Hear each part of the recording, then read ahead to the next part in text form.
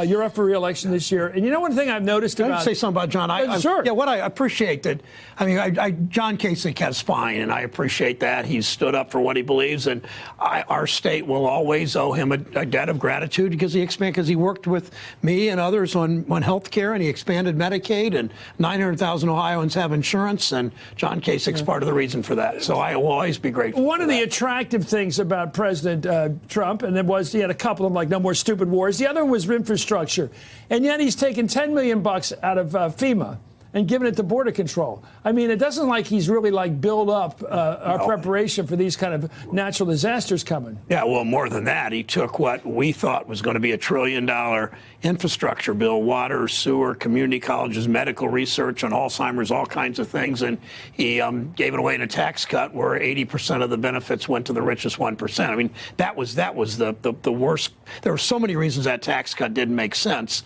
Overwhelmingly to the wealthy, all the stock buybacks. So why do working class people, a lot of them stick with him? Because they would have benefited from the jobs, from the infrastructure. They have to go long distances to work. We know that. Working people go a lot further to work than rich people do.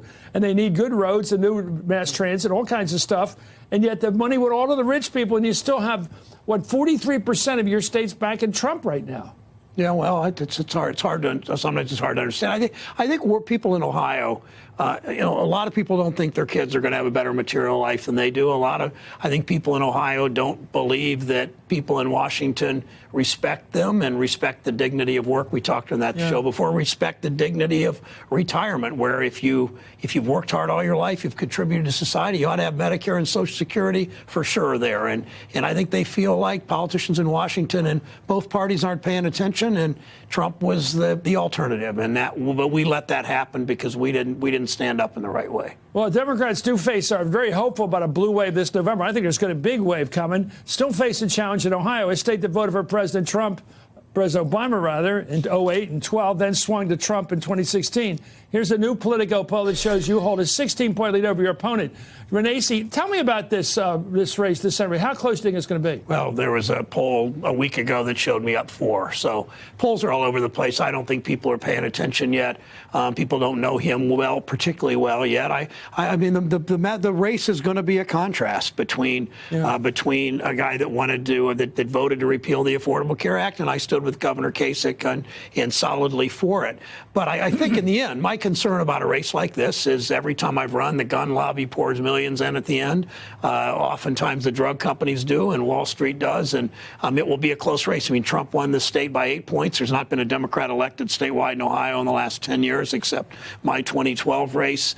And the state tends to lean a little bit that way, and we fight like hell. But I mean, the difference in this race, I'm usually outspent. I probably will be outspent. The difference is our grassroots efforts. And I appeal to people to come to SherrodBrown.com and help us out. Help us by volunteering, because we win races in Ohio by working harder than they do. What about the person who voted? I mean, I got to remember a couple of members of my family, 3 of them, in fact, who voted for Trump, and I got to deal with them. One just switched, by the way. Now that can't stand Trump, so something's going on out there.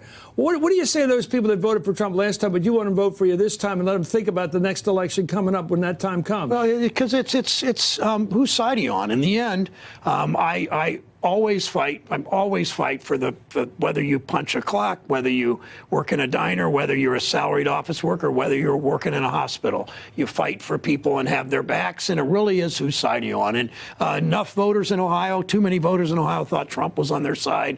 They have seen me fight for them. I will continue to, whether it's trade agreements or a tax policy that means companies move offshore, whether it's fighting for consumers, and I'll be there always. Good luck out there, Senator. Thank you so much, Senator. Hey there, I'm Chris Hayes from MSNBC. Thanks for watching MSNBC on YouTube. If you want to keep up to date with the videos we're putting out, you can click subscribe just below me, or click over on this list to see lots of other great videos.